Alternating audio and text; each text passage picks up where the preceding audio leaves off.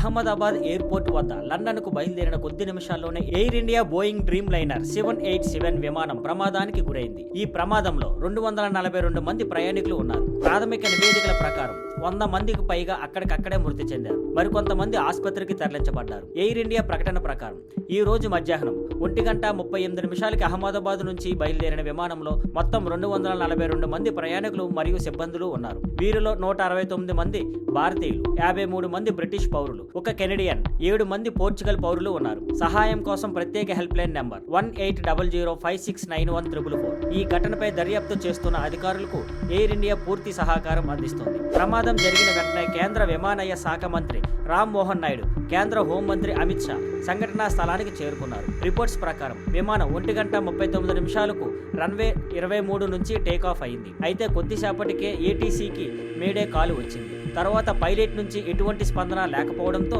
విమానం ఎయిర్పోర్ట్ పరిధికి బయట కూలిపోయింది. రక్షణ చర్యలు ఇప్పటికీ కొనసాగుతున్నాయి. Thank you for watching. Please like, share and subscribe.